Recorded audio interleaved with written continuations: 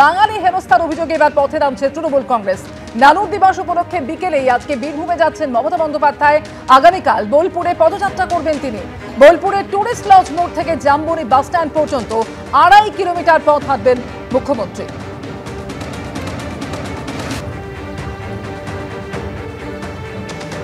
বর্ণার জন্য তৈরি, কিন্তু বাংলা ভাষার ওপর অসম্মান বা অপমান মানব না। বাংলা ভাষার ওপরে যে অপমান, বাংলা ভাষার ওপরে যে সন্ত্রাস, তার বিরুদ্ধে সব ভাষাভাষী লোকেদের নিয়ে মিটিং মিছিল সব করুন। 21শে জুলাই মঞ্চ থেকে ভাষা আন্দোলনের ডাক দিয়েছিলেন মমতা বন্দ্যোপাধ্যায়। কি বলেছিলেন সেদিন শুনবো। আমরা মরনে কে লিয়ে তৈরি হ্যায়, কিন্তু আমি বাংলা ভাষার ওপর বা যে কোনো ভাষার ওপর অসম্মান বা অপমান মানব না। আগামী 27শে জুলাই নানুর দিবসের দিন থেকে প্রতি শনি রবিবার বাংলা ভাষার ওপর যে অপমান, বাংলা ভাষার ওপর যে সন্ত্রাস, তার বিরুদ্ধে সব ভাষাভাষী লোকেদের নিয়ে মিছিল মিটিং সব করুন। অন্যদিকে বাংলাদেশি ইস্যুতে পাল্টা পথে নামছে বিজেপিও। রোহিঙ্গা এবং বাংলাদেশি মুক্ত পশ্চিমবঙ্গের দাবিতে 17ই আগস্ট থেকে পথে নেমে আন্দোলন শুরু হবে ঘোষণা শুভেন্দু অধিকারীর। 15ই আগস্ট স্বাধীনতা দিবস, 16ই আগস্ট জন্মাষ্টমী, কৃষ্ণকে প্রণাম করব।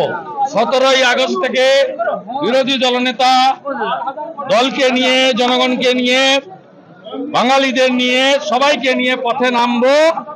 রোহিঙ্গা এবং বাংলাদেশি মুসলমান মুক্ত পশ্চিমবঙ্গ চাই। ডক্টর শ্যামাপ্রসাদ মুখার্জি দিয়ে গেছিলেন বাঙালি হিন্দুদের হোমল্যান্ড, তাকে রক্ষা করবই করবই করবই। এভাবে আমাদের দেশ জুড়ে বাংলাভাষী মানুষকে বাংলাদেশি দাগিয়ে তাদের বাপ ঠাকুরদার কাগজ ধরে টানাটানি করা হচ্ছে। এটা গরিব মানুষ এবং বাংলাভাষী মানুষের বিরুদ্ধে বিজেপি ওয়ালাদের যুদ্ধ ঘোষণা। 1 কোটি তো মিনিমাম আছে, 1 কোটি বেশি কম আরো বাড়তেও পারে, 1.5 কোটিও হতে পারে, আন্দাজে সবাই বলছেন। কিন্তু এটা বিশাল সংখ্যা, যেটা এখানকার জনসমাজের উপরে একটা বোঝা। কেন্দ্র সরকারের গরিব কল্যাণ যোজনার সমস্ত সুবিধা এরা খেয়ে যাচ্ছে। এই যে আইন কানুনের সমস্যা দেখা যাচ্ছে, মহিলাদের অত্যাচার, তার মধ্যে বিরাট হাত আছে। বিভিন্ন রাষ্ট্রীয় আন্তঃরাষ্ট্রীয় যে মৌলবাদী মুসলিম সংস্থাগুলি এখানে কাজ করছে, টেররিস্ট অর্গানাইজেশন, তার এরা ক্যাডার হিসাবে কাজ করছে, মডিকুল হিসাবে কাজ করছে।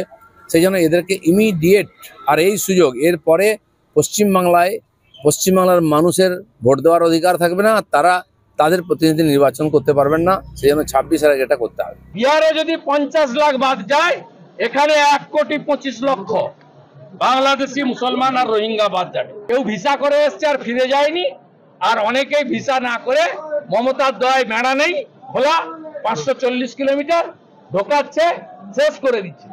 আর সব হিন্দুদেরকে আমি অ্যাসিওর করছি, ভারতীয় হিন্দু মুসলমানকে অ্যাসিওর করছি, আর ধর্মীয় কারণে বাংলাদেশ থেকে আসা হিন্দুদের অ্যাসিওর করছি, একটা কারোরও কোনো অসুবিধা হলে উপরে মোদিজি যদি গ্যারান্টার থাকেন, এই রাজ্যের এলওপিও একটা ছোটখাটো গ্যারান্টার।